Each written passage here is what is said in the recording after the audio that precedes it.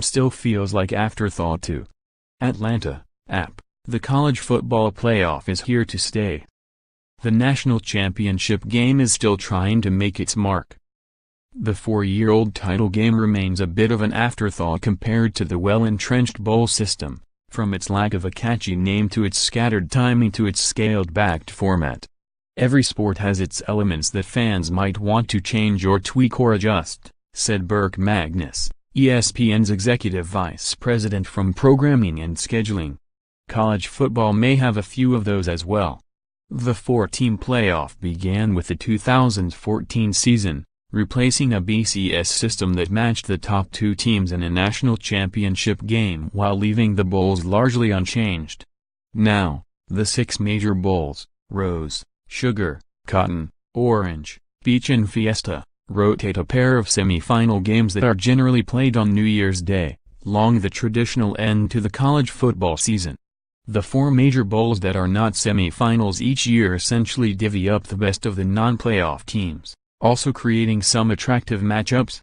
And, of course, the remaining bowls, a staggering 33 in all this season, are still around to provide a smorgasbord of postseason games, television programming from mid-December to the first day of the new year.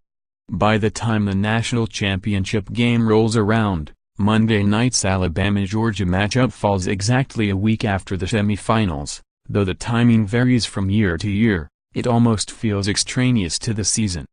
Bill Hancock, executive director of the College Football Playoff, doesn't view it that way. "We see it as a 3-game package," he said. The championship game becomes the iconic event.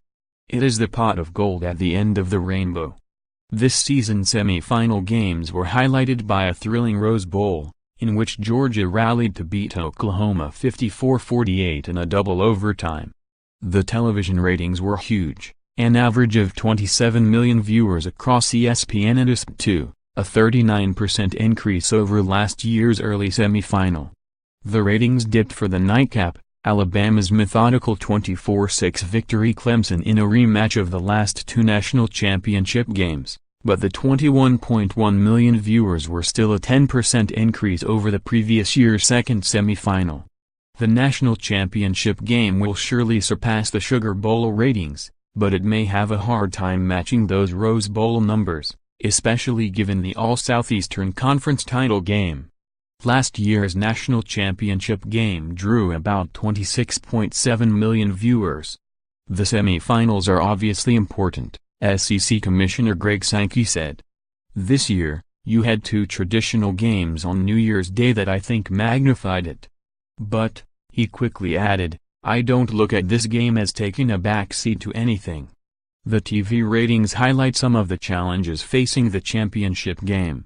New Year's Day remains the capper to the season for many college football fans.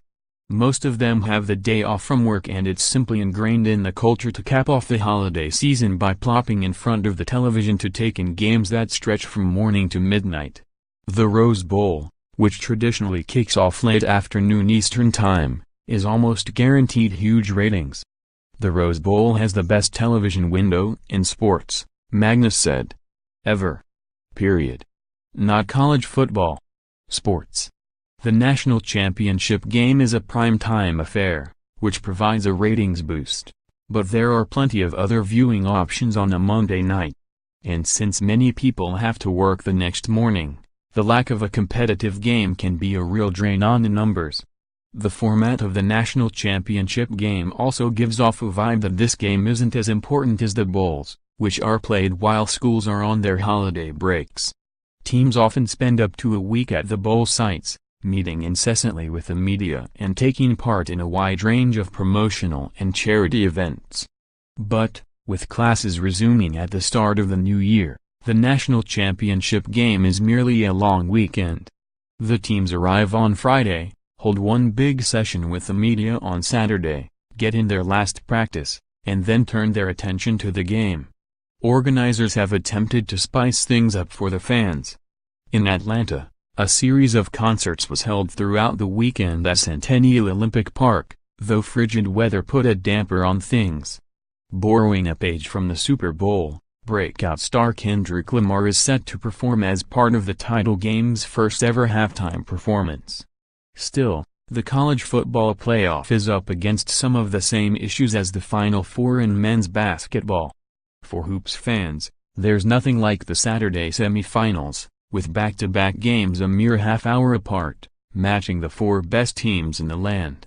The national championship game, played 2 nights later in the same venue, often comes across as a letdown. That's even more of an issue for college football. Over its first 4 years, the championship game has been held anywhere from week to 11 days after the semifinals. A gap will continue to vary from year to year depending on how the calendar shakes out. Organizers are still tinkering with the format. In 2019, for instance, the Peach and Fiesta semifinal games are said to be played on Saturday, December 28th. The championship game will be held on January 13th, a whopping 15 days later. Hancock believes time will settle many of the issues facing the championship game. This'll be the 80th year of the Final Four. It's the 4th CFP, he said. I'm really proud of the position where we are. _app college football writer Ralph Russo contributed to this report. Follow Paul Newberry on Twitter at www.twitter.com/Newberry1963.